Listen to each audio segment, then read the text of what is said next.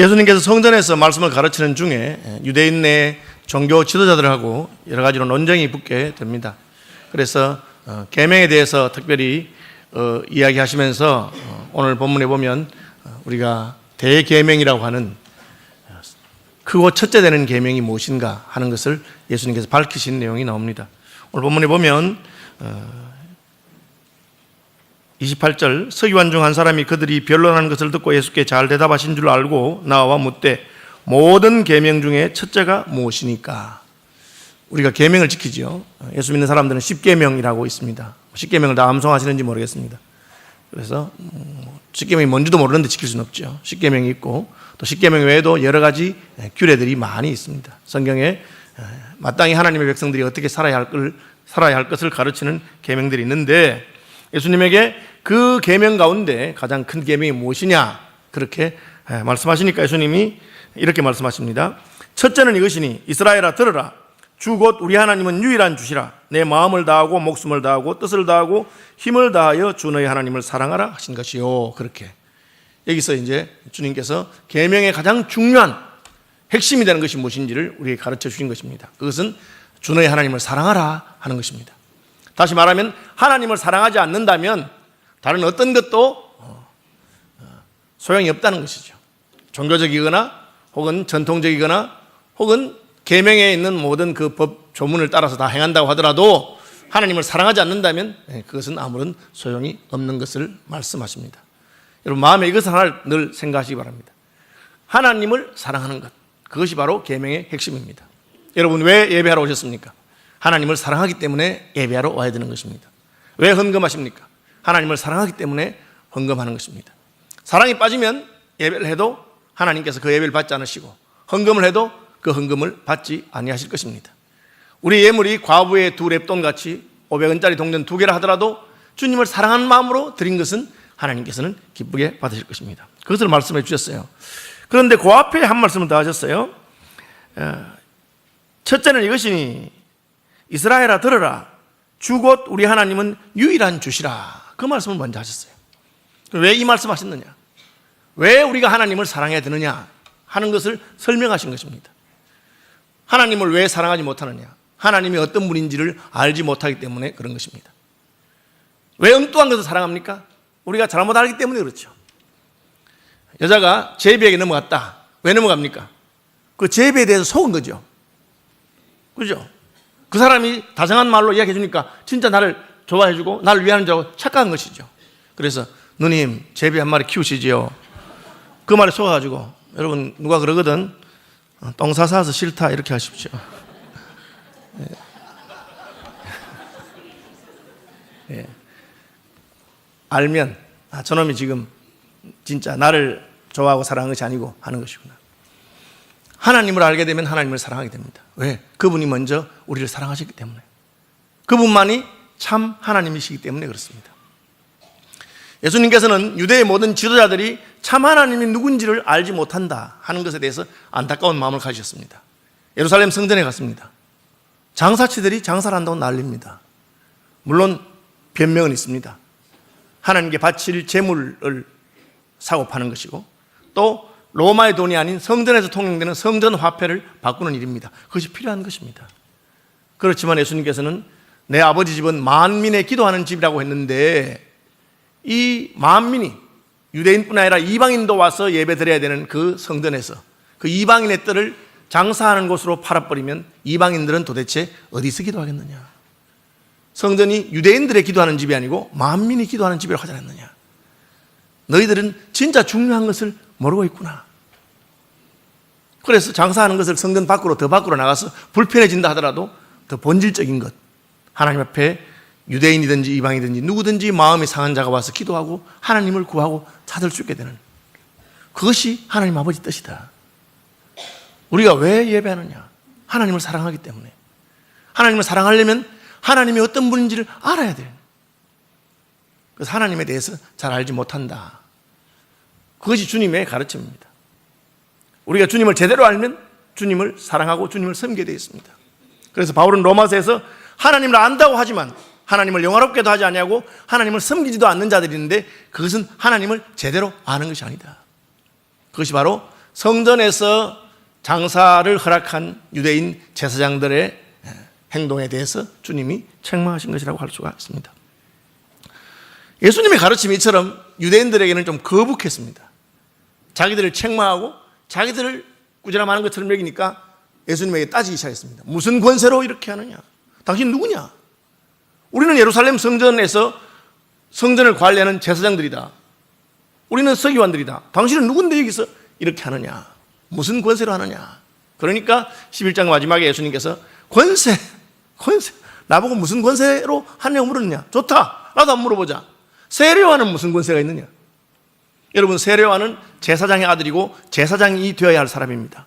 다시 말하면 세례요한은 너희들과 같이 이 성전에서 이렇게 관리하는 사람이 되어야 되는데, 세례요한은 왜 성전에서 관리하지 않냐고 저기 광야에 나가서 빈들에 나가서 약대 트롯을 입고 외치고 있느냐?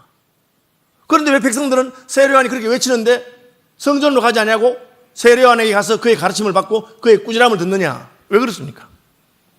하나님이 세례요한에게 광야에서 외치는 자가 되라고 말씀하셨기 때문에, 하나님이 메시아의 길을 예비하는 자가 되라고 했기 때문에 세례요한이 그렇게 외친 것입니다.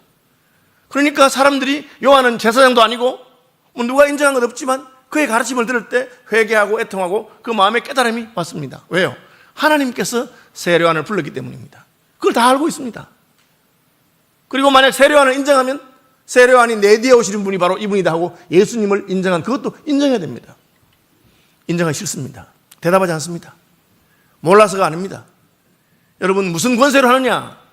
권세는 저절로 나타나는 것입니다. 여러분, 성경에서 하나님이 존재한다는 것을 우리에게 설득하지 않습니다. 이러이러하기 때문에 하나님 계시다 설득하지 않습니다. 왜? 하나님 계시기 때문에. 하나님 알만한 것을 우리 영혼 속에 주셨기 때문에 우리가 진실된 마음으로 하나님 앞에 나가면 하나님이 계신 것을 알 수 있습니다. 굳이 무슨 증명을 하거나 설득을 할 필요가 없는 것입니다. 성경은 이 책이 하나님 말씀이라고 설득하려고 하지 않습니다. 그냥 읽어봐라. 보면 안다는 것입니다. 예수님이 자기의 권세를 보여주었습니다. 어떻게 보여주었습니까? 무화과나무를 통해서 보여줍니다. 11장에 보면 예루살렘에 올라가는데 예수님이 무화과 잎이 무성한 것을 보시고 열매가 있는가 싶어서 보러 가니까 열매가 하나도 없고 잎만 무성합니다. 뭐라 하십니까? 다시는 내가 열매를 맺지 못할 것이다. 그리고 그 다음날 가보니까 말라 죽어버렸어. 무화과의 때가 아니라서 열매가 없는데 말라 죽었어. 왜 말라 죽습니까? 무화과의 주인이 원하는 때에 열매를 맺지 못하는 무화과는 필요가 없다는 것이죠. 우리 생각할 때는 무화과는 그냥 자기 철에, 제철에 열매를 맺으면 된다고 생각하죠. 예수님 그렇지 않다고 말씀하십니다. 무화과의 존재의 목적이 무엇이냐? 무화과의 주인이 원할 때 열매를 맺는 것입니다. 그렇게 하지 못한다면 아무 소용이 없죠. 성전의 존재의 의의가 무엇입니까? 성전은 하나님께서 원하시는 일을 위해서, 예수님의 표현에 따르면 내 아버지 집은 만민이 기도하는 집이라고 했는데, 하나님 아버지가 원하시는 그 소원을 이루어드리지 못하는 성전이라고 하는 것은 아무런 소용이 없다, 그렇게 말씀하신 것이죠. 어쨌든 무화과 사건을 통해서 예수님은 권세가 누구에게 있는가를 보여주었습니다. 누구에게 있습니까? 예수님에게 있습니다. 예수님 말대로 되는 것입니다. 몰라서 순종하지 않는 것이 아닙니다. 예수님이 제자들에게 저 건너편 마을에 가서 나귀 새끼 한 마리 끌고 온다. 내가 나귀 새끼 타고 들어가야 되겠다. 나귀 새끼를 막 끌고 갑니다. 주인이 왜 남의 나귀 새끼를 왜 끌고 가세요? 예, 주가 서시겠다고 합니다. 두말하지 않습니다. 아니 그 새끼는 아직까지 사람을 태워본 적이 없어서 큰 어미를 데려가세요 라든지, 아니 아무리 나귀가 필요해도 그렇지 남의 나귀 새끼를 왜 끌고 가세요? 그렇게 말하지 않습니다. 왜? 주가 서시겠다 하기 때문에. 나귀 새끼의 존재 이유가 무엇입니까? 하나님이 서실 때 쓰임받는 것이 존재 이유라고 하는 것입니다. 그것을 나귀의 주인도 알고 있습니다. 배운 사람입니까? 성전의 학자들입니까? 아닙니다. 그러나 그는 우리에게는 유일하신 하나님이 계시다. 우리는 그 하나님을 섬기는 존재들이고 그 하나님의 뜻에 따라서 천지와 만물이 지어졌고 우리는 그 하나님의 사랑을 받아서 지금 우리가 존재하고 있고 이 약속의 땅 가나안도 하나님께서 우리에게 주신 것이다. 여러분, 하나님께서 여러분의 눈을 열어서 하나님으로 말미암아 저와 여러분이 존재하게 된 것을 믿으시기를 바랍니다.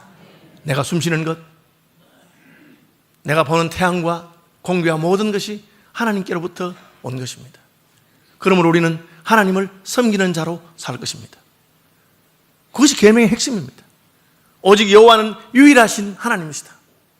하나님 한 분이시다. 그분이 나의 하나님이시기 때문에 우리는 그분을 사랑하고 그분을 섬기는 것입니다. 포도원 비유로 말씀하시면서 그렇게 말합니다. 어떤 포도원 주인이 포도원을 만들어서 짐승들이 못 들어오도록 생나무로 울타리를 다 심고, 그리고 포도즙을 짤 수 있도록 포도즙 틀도 만들고, 그리고 망대를 만들어서 도둑이 못 오도록 지키고 다 준비해 놓고, 그리고는 누구든지 이 포도원을 대신 경작하고 세를 낼 사람이 있느냐, 그 농부들이 다 준비된 포도원이니까 좋아하고 그 포도원을 경작하기 시작했습니다. 이제 추수 때가 되어서 포도 열매를 거둘 때가 되니까 주인이 자기 종을 보내서 이제 포도 열매가 얼마나 이르는가 보고 그 중에 얼마를 새로 내십시오. 요셉의 때에 보면은 20%입니다. 5분의 1을 새로 내게 돼 있어요. 그 정도면 괜찮죠. 뭐 주인이 다 해주고 5분의 1을 새로 내고 자기는 80%를 가져갑니다. 그런데 이 농부들이 입을 싹 닫고는 그 하인을 쫓아내버립니다. 아니, 우리가 농사 지은 걸 네가 왜 받으러 오느냐고. 물론 자기들이 농사 지었죠. 그렇지만 그 포도원의 주인은 따로 있습니다. 그 포도원을 만들어주고 조성해주고 준 분은 주인입니다. 쫓아냅니다. 그 주인이 얘들이 내 말을 못 알아들었나, 다른 종을 보냈습니다. 또 쫓아내고 때리고 모욕을 줬습니다. 보내는 쪽쪽 그렇게 합니다. 그러니까 나중에는 안 되겠다 하고는 마지막으로 자기 아들을 보냈습니다. 아들을 보내니까 아들은 공경할 줄 알았죠. 어떻게 합니까? 이놈들이, 야, 우리 포도원 주인 영감은 늙어서 죽을 때가 다 돼가고 저 아들이 지금 상속자인데 저놈만 때려 죽이면 이 포도원 우리께 안 되겠느냐. 그 표현에서 포도원 주인이 누군지 알고 있다는 거예요. 알고 있다는 거예요. 이 상속자를 죽이면 되겠네 알고 있다는 거예요. 몰라서가 아니에요. 알면서도 죽이려고 합니다. 왜요? 욕심 때문에. 자기들이 지금 누리고 있는 것을 빼앗기지 않기 위해서. 그래서 그것을 하나님을 알되 하나님을 영화롭게도 하지 아니하고 하나님을 알되 하나님을 섬기지도 않는 인간의 욕심을 말한 것입니다. 너희들이 지금 나의 가르침을 듣고 무슨 권세로 하느냐 하는데 몰라서 그러느냐. 진짜로 진짜 모르느냐? 이 성전이 만민의 기도하는 집인 것을 진짜로 모르느냐? 하나님께서 메시아를 보내는 것을 알지 못하느냐? 온 백성들은 다윗의 자손 예수여, 다윗 자손 예수여 하면서 다윗의 가문에서 메시아가 온 것을 환영하는데 너희들은 모르느냐? 몰라서가 아닙니다. 유대 땅에 왕이 났다는 소식을 듣고 동방에서 박사들이 왔을 때 예루살렘에 있던 종교인 지도자들이 알았습니다. 유대인이 왕이 어디서 나시겠느냐? 이는 유대 땅 베들레헴이 오니 선지자 미가야로 말씀하시기를 유대 땅 베들레헴 에브라타야 너는 유대 고을 중에 가장 작지 않으다. 이는 내게서 한 다스리는 자가 나실 것입니다. 알았습니다. 알았지만 그들은 그 지식을 하나님을 섬기는 데 쓰지 않았습니다. 그래서 성경이 이것을 보고 제대로 알지 못하는 거죠. 예수님의 가르침에 따른다면 하나님을 사랑하지 않는 지식은 하나님을 아는 지식이 아닙니다. 그것은 헛된 지식입니다. 그것을 책망하는 것입니다. 교회 오래 다니고 성경에 관한 지식적인 깨달음이 더 있는 것이 중요한 것이 아닙니다. 말씀 하나를 깨달은 만큼 내 구주 예수를 더욱 사랑하게 되고 하나님을 사랑하게 되는 여러분들이 되시길 바랍니다. 믿음이 무엇입니까? 믿음이 들음에서 난다고 할 때 들음이 무엇입니까? 하나님에 대한 지식을 알기 때문에 하나님을 사랑하게 되는 것입니다. 믿음의 조상 아브라함이 그렇게 했습니다. 그는 하나님이 어떤 분인지 알게 될수록 더욱 하나님을 사랑하고 나중에는 100세에 낳은 아들 이삭을 하나님께 바치는 일에도 두려움이 없었습니다. 하나님의 말씀대로 하는 것이 옳은 줄 알았고, 그리고 죽은 자 가운데서라도 다시 살려줄 것을 믿는 믿음이 있었다고 히브리서는 말하고 있습니다. 계명의 핵심이 무엇입니까? 주 너의 하나님을 사랑하라. 마음을 다하고 목숨을 다하고 뜻을 다하고 힘을 다하여 주 너의 하나님을 사랑하라. 하나님을 사랑하는 것은 하나님이 어떤 분인지를 아는 것에서부터 옵니다. 우리가 왜 하나님을 사랑하게 됩니까? 그분이 어떤 분인지 알았기 때문에 그렇죠. 남편들이 언제 철이 듭니까? 죽을 때 철이 든다 하죠. 그래서 그걸로 말하면 누가 철들으면 죽는다고 그렇게. 그래서 저희 집사람이 저를 보고 언제 철들겠나 이러다가 철들면 죽는단 말 듣고 나보고 철들지 말라고, 철 안 들어도 좋으니까 죽지 말라고 그렇게 깨닫는 거죠. 아, 이 사람이 내게 시집 와서 평생 굳은 일 다 하면서 참으면서 시댁 식구 돌보면서 고생하고 했구나. 내가 이 여인 때문에 내가 이만큼 되었구나 하는 걸 깨닫죠. 그걸 좀 일찍 깨달으면 귀한 남편이 되는 겁니다. 여러분, 하나님께서 우리를 사랑하셔서 그분의 가장 귀중한 것을 주시고 아들 아끼지 않으시고 우리에게 주시고 하신 것을 여러분 깨달으시기를 바랍니다. 깨달은 증거가 무엇입니까? 깨달으면 하나님을 사랑하게 됩니다. 왜 그것을 깨닫지 못하고 하나님을 사랑하지 못합니까? 욕심 때문이죠. 이 포도원을 내 멋대로 하려고 하는 것이죠. 여러분 마음대로 됩니까? 내 멋대로 하고 싶은 건 내 멋대로 됩니까? 어느 부자가 그의 농사가 잘 되어서 창고에다가 곡식을 가득가득 쌓아두니까 창고가 모자라. 창고를 더 많이 짓고 스스로 이르기를 여러 해 쓸 양식을 창고에 가득 채워두었으니 내 영혼아 편안히 쉬고 먹고 마시고 즐거워하자. 하나님이 어리석은 놈아, 내가 오늘 밤에 너의 영혼을 데려가면 너가 예비한 그것이 네 것이 되겠느냐, 그렇게 말씀하셨습니다. 여러분, 내가 돈을 벌고 통장에 잔고가 늘어나고 모아놓으면 그것이 내 것이 됩니까? 하나님께서 주시지 않으시면 내 것이 될 수가 없습니다. 그걸 깨달습니다.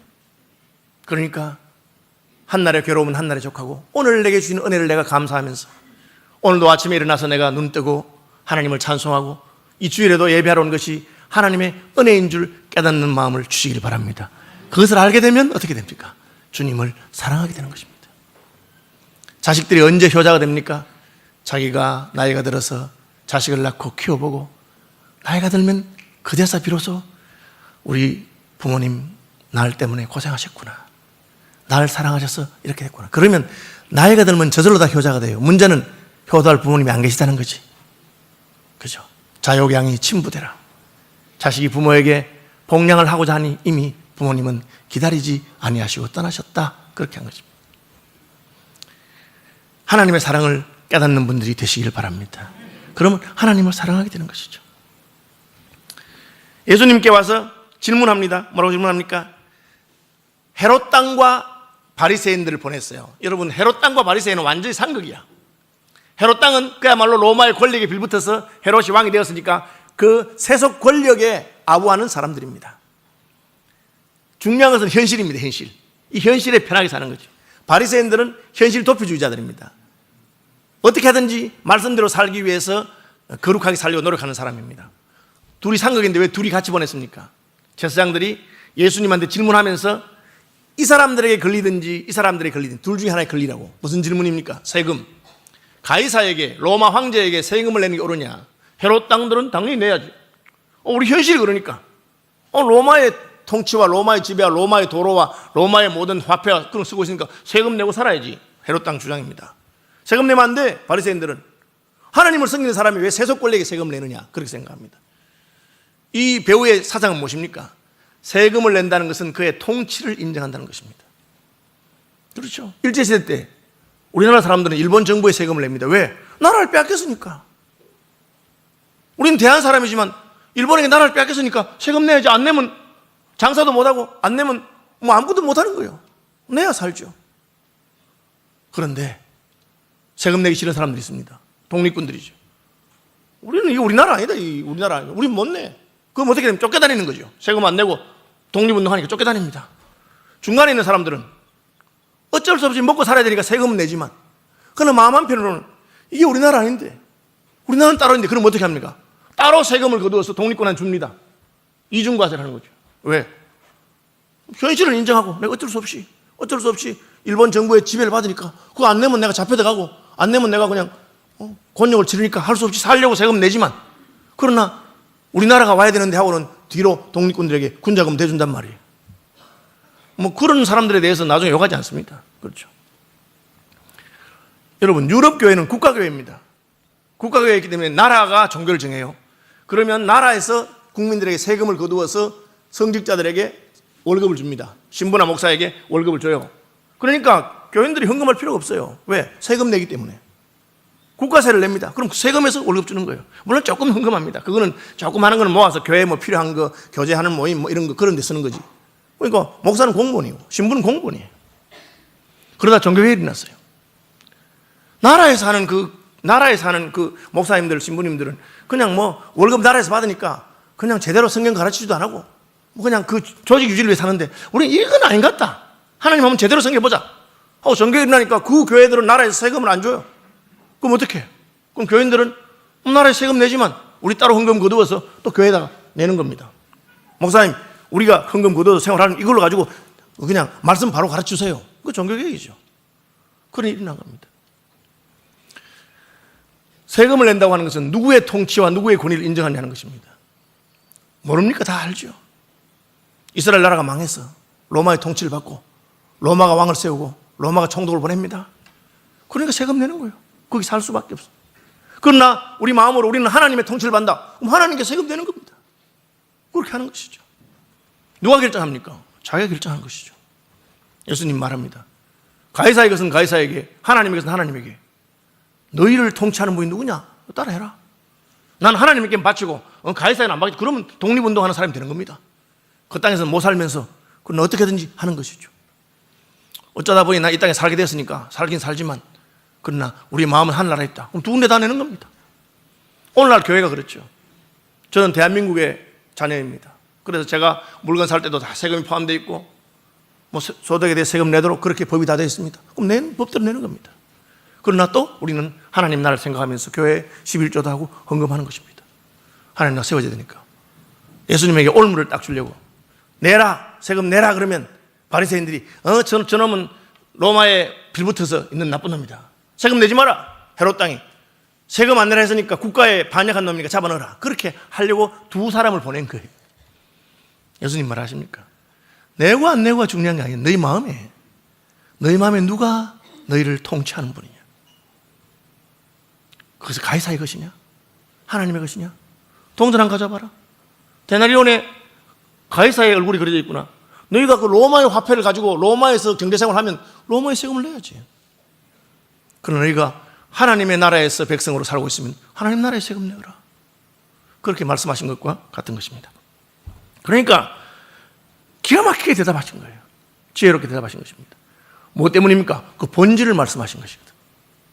우리는 사소한 걸로 세금을 낼까요? 말까요? 뭐 그렇게. 그죠? 그런 물어봅니다. 주일날 돈을 쓸까요? 쓰지 말까요? 예배를 어떻게 드릴까요? 주님 물으십니다. 하나님을 섬기는 자이냐? 하나님을 사랑하느냐? 그럼 그렇게 하면 된다. 말씀하십니다. 하나님을 사랑하지 않으면 헌금 많이 내도 안 받습니다. 하나님 돈이 없어서 헌금하라고 하신 분이 아니기 때문에 그렇습니다. 하나님 우리 마음을 원하시는 것이죠. 오늘 보면 마지막에 뭐가 나옵니까? 한 가난한 과부가 두 렙돈 곧 한 고드란트를 넣는지라. 렙돈은 동전이라고 그랬어요. 우리 식으로 말하면 500원짜리 두 개, 곧 1,000원 헌금한 사람이 있다. 그런데 이 과부에게는 그것이 자기 생활비 전부였다. 그 돈 넣고 나면 오늘 저녁에는 밥 먹을 돈이 없다. 장 봐서 저녁 식사해야 되는데 그럼 그 저녁 식사를 해야지. 그걸 왜 넣었습니까? 하나님을 사랑하니까, 하나님께 드리고 싶으니까. 여러분, 씨암탉 잡아서 손님 대접한다는 얘기 들어봤습니까? 씨암탉이 뭡니까? 암탉은 알을 놓잖아요. 특별히 씨암탉이라는 것은 그놈이 낳은 알은 내가 팔거나 무슨 요리해 먹는 게 아니고 그놈이 낳은 알은 달 품어서 뺑아리를 까서 이게 닭을 노리는 그게 씨암탉이란 말이에요. 얘가 놓는 알은 먹는 것도 아니고 얘는 그냥 알 낳아서 그 새끼를 쳐서 그게 씨암탉이란 말이에요. 씨암탉은 잡으면 안 되는 거예요. 그런데 너무 귀한 손님이 왔어. 대접할 리가 아무것도 없어. 옛날에 무슨 슈퍼마켓이 있습니까? 어디 있습니까? 그러니까 보니까 마당에 씨암탉이 있어. 저놈은 뺑아리 까서 새끼 낳고 해야 되는 그 암탉이긴 하지만 귀한 손님이 오니까 그 놈을 잡아다가 대접합니다. 왜? 사랑하니까. 주님께서 뭐라고 하십니까? 이 여자가 자기의 가난한 듯 가운데서 동전 2개를 넣었다. 제 같으면 그죠? 아이, 넣지 마라, 그냥. 너 밥 먹어야지. 그걸 뭐 몇 푼 대도 안 하는 거. 넣어봤자 뭐, 표시도 안. 그렇잖아요? 근데 왜 합니까? 사랑하니까. 장모가 사위가 왔는데 대접할 게 없는데 씨암탉이라도 잡아서 대접하는 거예요. 사위 사랑하니까 그렇게 한 것입니다. 주님이 그걸 말한 것입니다. 이 여자가 하나님을 더 잘 아는 자입니다. 어떻게 합니까? 내가 저 동전 두 입 때문에 먹고 사는 것이 아니라 하나님의 사랑으로, 하나님의 은혜로 이날까지 먹고 산 것을 나는 믿습니다. 그 여인은 가난했기 때문에 굶는 데는 이력이 났습니다. 내가 한 번, 두 번 굶은 건 아니고 한 끼 더 굶어도 내 사랑은 표현할 수 있다. 여러분, 오히려 부자들이 못 바칩니다. 왜? 안 굶어봤기 때문에. 굶는 게 두렵습니다. 가지고 있으면서도 이것 내가 다 하고 나면 난 어떻게 살까? 그러니까 예수님이 오죽했으면 부자가 천국에 들어가는 것이 낙타가 바늘기로 들어가는 것보다 더 어렵다. 그렇게 말씀하셨을 거예요. 사랑이라고 하는 것은 희생이 전제되는 것입니다. 하나님께서는 우리를 사랑하셔서 자기 아들을 십자가에 달아 죽이셨습니다. 여러분, 누가 여러분을 사랑하는지 안 사는지 어떻게 알 수 있습니까? 나한테 돈 쓰는데 인쇄하면 사랑하는 건 아닙니다. 그죠? 식사하러 가서 밥값 낼 때 되면 꼭 화장실 가는 사람들 내 좋아하는 거 아닙니다, 여러분. 볼 것도 없습니다. 예. 진짜 좋아하면 먼저 가서 살짝 돈 냅니다. 아니, 왜 그래? 이번엔 내가 내려고 했는데 왜 그래? 아니, 그게 아니고 그냥 내 마음이 그대에게 가 있는 것이죠. 서기관들이 외식하고 다른 사람들 보이기 위해서 뭡니까? 긴 옷을 입고 회당과 거리역에서 문안받고 그런 사람들, 하나님 사랑하는 사람 아닙니다. 뭐랍니까? 사람들의 칭찬을 받기를 원하는 사람들이죠. 오히려 가진 것이 없어도 주님 앞에 나가서 나의 마음을 드릴 수 있는 그의 사랑입니다. 왜 그렇게 합니까? 너희가 하나님의 능력도 성경도 알지 못하기 때문에 그러하다. 사도계인들이 부활에 관해서 물으면서 아니 계명대로 뭐 계명 하시는데 그러면 형이 후사가 없어 죽으면 동생이 형수를 취해서 후사를 낳아주려 했는데 7 형제가 줄줄이 해도 자식은 못 낳고 그냥 남편만 7명 바꾸고 죽었다가 다시 살아나면 그 여자는 누구의 남편이 되겠느냐고, 누구의 아내가 되겠냐고. 아주 그냥 그럴듯한 예를 가지고 말합니다. 예수님 말하십니까?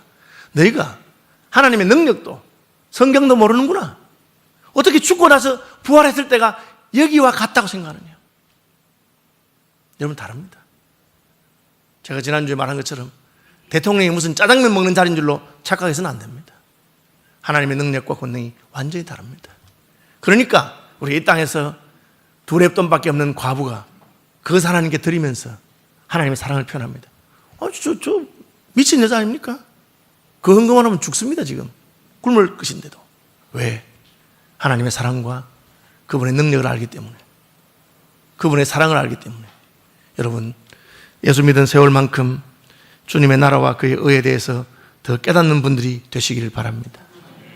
하나님을 사랑하면 어떻게 됩니까? 이웃을 사랑하게 됩니다. 하나님 사랑하기 때문에 소자 중 지극히 작은 자 하나에게 냉수 한 그릇 바치게 됩니다. 예수님 말씀이 뭡니까? 너희가 나를 영접하지 않는 것은 나를 보내신 아버지를 영접하지 않는 것이라. 우리가 왜 이웃을 사랑합니까? 하나님을 사랑하기 때문에 하나님을 닮는 거죠. 사랑하면 닮습니다. 하나님 닮으니까 하나님의 사랑이 우리에게서부터 이웃에게 흘러나갑니다. 내가 예수 잘 믿은 증거가 뭐냐? 자꾸 사람이 좋아지는 거예요. 나는 원래 까칠한 사람이거든. 까칠하고 뒤끝 있는 사람이라. 다른 사람 안 좋아해. 그런데 예수 믿고 나니까 자꾸 다른 사람들이 사랑스러워지고 불쌍히 여겨지고, 그러면 여러분 그 믿음이 들어간 겁니다. 예수 좀 믿었는데 점점 다른 사람 하는 거 보면 눈꼴이 씌어. 저런 것들이 예수 믿는지 모르겠어.